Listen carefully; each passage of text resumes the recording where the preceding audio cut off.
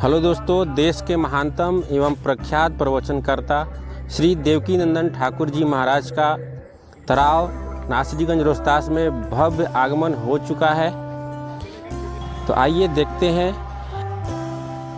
4 तारीख को किसी स्थान पर या जहां भी जो भी स्थान होगा आपको अवगत करवा दिया जाएगा, लेकिन रजिस्ट्रेशन अवश्य करवाने। दान स्वरूप या प्रियकांत गौशाला के जो भी आप अर्पण करना चाहते हैं हमारे कृष्ण के कार्यालय में जाकर के आप लोग वहां किसी भी प्रकार की जानकारी प्राप्त कर सकते हैं। दोस्तों, ये पंडाल देखिए, बहुत ही भव्य और बड़ा पंडाल बनाया गया है प्रवचन के लिए। इसी में स्वामी जी प्रवचन करते हैं और ये बेमौसम बारिश का मार झेलता हुआ यह पंडाल, लेकिन बहुत जल्द इसे सब कुछ ठीक कर लिया जाएगा और सुबह में फिर से महाराज जी का एक बार पुनः प्रवचन होगा। बहुत ही सुंदर और अच्छा पंडाल है, लोग आसानी से यहाँ बैठ पाते हैं।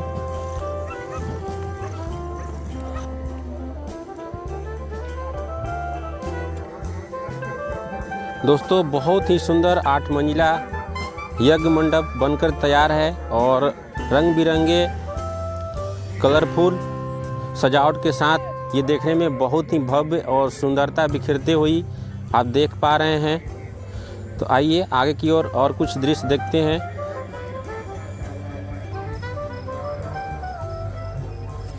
दोस्तों, बेमौसम बारिश की वजह से पूरे यज्ञ क्षेत्र में पानी फैल चुका है, जिसे निकालने के लिए युद्ध स्तर की तैयारी चल रही है। आप देख रहे हैं, बहुत जल्द इसे फिर से सुचारू रूप से कर दिया जाएगा। तो आइए आगे और बढ़ते हुए माँ काली का दर्शन कराते हैं आपको। यहाँ पर ये मंदिर बनकर तैयार है और इसमें पूजा पाठ हो रही है। आइए अंदर से यहाँ का दृश्य हम आपको दिखाते हैं।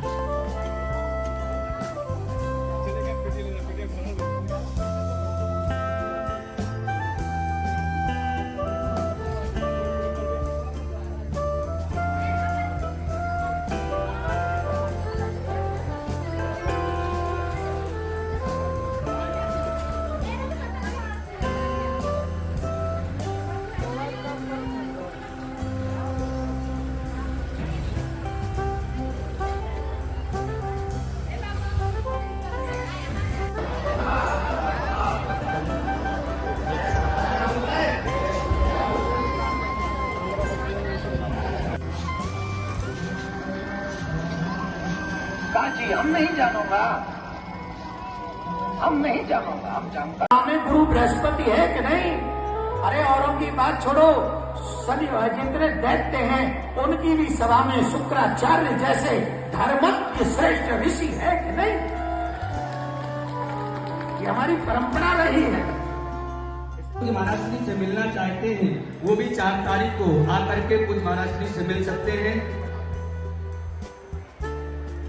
और भोजन प्रसाद की व्यवस्था भी है, तो आराम आराम धीरे धीरे आप भोजन पंडाल में जाएं और जो प्रसाद इत्यादि फल इत्यादि लेकर के आते हैं, सामने पंडाल के बांके बिहारी जी का मंदिर बना हुआ है। आप वहां पर जाकर के बांके बिहारी जी के दर्शन करें और दर्शन करके चंदन लगवा करके राधे राधे राधे राधे राधे राधे। जो मिलना चाहते हैं वो भी 4 तारीख को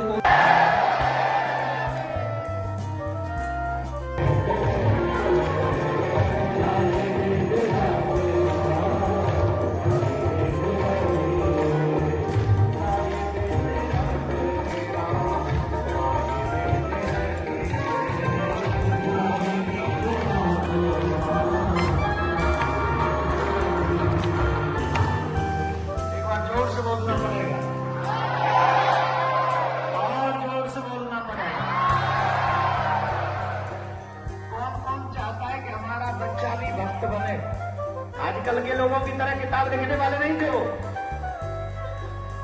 वेदों का विभाजन करने वाले वेद व्यास जी महाराज,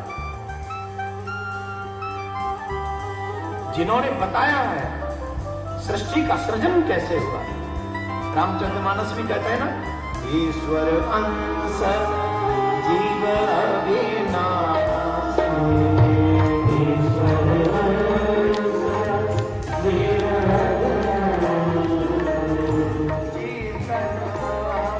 तो बोलो, कनेक्शन समझ में आ रहा है कि नहीं? ऐसा कोई कनेक्शन है कि हमको बंदर से इंसान बना दिया? कोई कनेक्शन दिख रहा? साइंस कितना पुराना है? साइंस कितना पुराना है? जो आजकल आधुनिक साइंस है कितना पुराना है? अरे बता दो, 200 साल, 300 साल? पढ़े लिखे कोई तो बताओ, हम तो पढ़े नहीं। कितने साल पुराना है साइंस? 300-400 साल से पुराना तो नहीं, 500 होगा। तो 500 साल पहले हम सब बंदर थे। 5000 वर्ष पहले तो कन्हैया आए, वो कौन थे? लाखों वर्ष पहले राम जी आए, वो कौन थे? हिरण्यकश्यप प्रहलाद आए, वो कौन थे? मैं सभी भारतीयों से एक आग्रह करूंगा, अपने इतिहास पे गर्व करो, अपने शास्त्रों पे गर्व करो, सनातनी होने पे गर्व करो। एक बात समझ लो, जो तुम्हारे पास है वो सबके पास नहीं है, और जो सबके पास है तुम्हारे पास में से थोड़ा सा अंश है, सब कुछ नहीं है। हमारे पास समृद्ध संस्कृति है। हम महाराज मनु की संतान हैं, इसलिए हमको मानव कहा गया। महाराज मनु की बेटी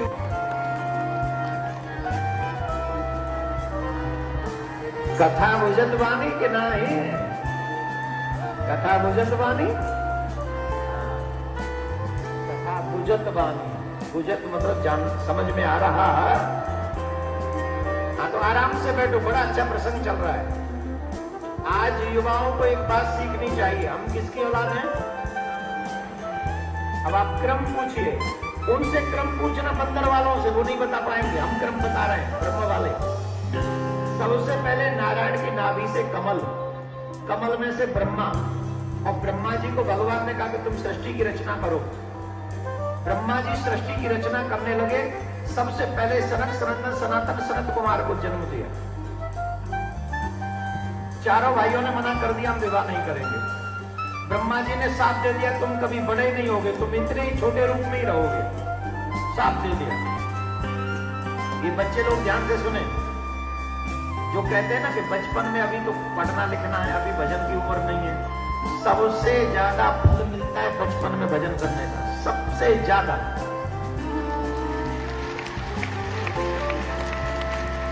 बचपन की एक माला और बुढ़ापे की 100 माला बराबर है। बुढ़ापे की 100 माला, बचपन